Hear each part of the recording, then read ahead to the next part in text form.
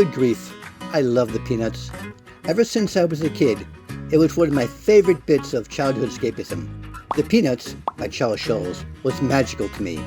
I grew up adoring that gang of quirky rascals, and I collected the newspaper comic strip volumes as well as enjoying the animated features.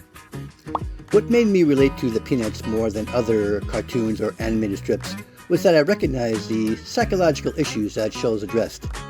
The series covertly tackled both depression and maladaptive daydreaming.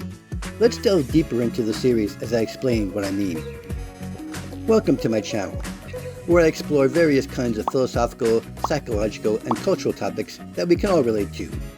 Before I start rambling, would you kindly take a quick moment to give this video a like and subscribe if you want to see more of this type of content, so that you don't miss my next video. Now, let's get started. There were two Peanuts characters in particular who strongly resonated with me. One was Charlie Brown, and the other was Snoopy. I related to Charlie Brown because he was the hard-luck kid. Nothing seemed to go right for the poor guy. If he played baseball, he lost. If he went trick-or-treating, he got a rock. Every time he tried to kick that football, someone yanked it away, causing him to fall on his posterior. He just couldn't get a break. He was often depressed and frustrated about life. I completely identified with him. The other character I could relate to was Snoopy. We often see Snoopy escape the tedium of reality by pretending to be a World War I flying ace. Many times, in the comic strips and in the animated cartoons, we see Snoopy lose himself in a detailed fantasy where he engages in his recurring aerial war with the dastardly Red Baron. These sequences were so popular that several LP recordings were released, detailing Pilot Snoopy getting into literal dogfights with his rival. This was inspired by the story The Secret Life of Walter Mitty by James Thurber, where the main character also suffers from maladaptive daydreaming.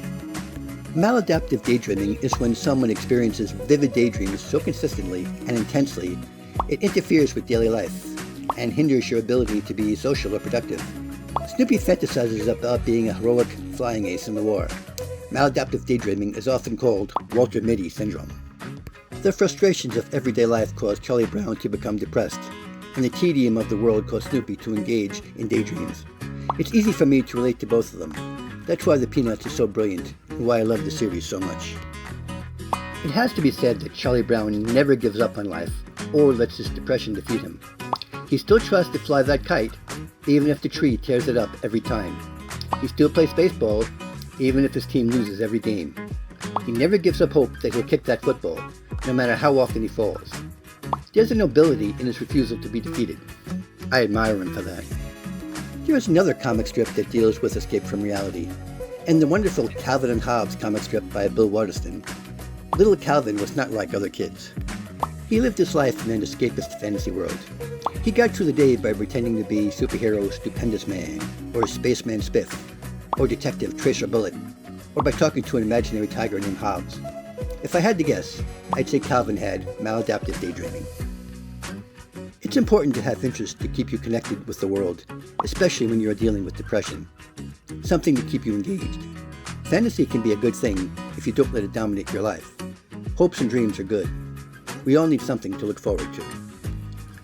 And that's the end of my video. And if you want to escape into more videos like this, please let me know by giving this video a like and subscribe. That's what I'm daydreaming about. See you in my next video. Thanks for watching.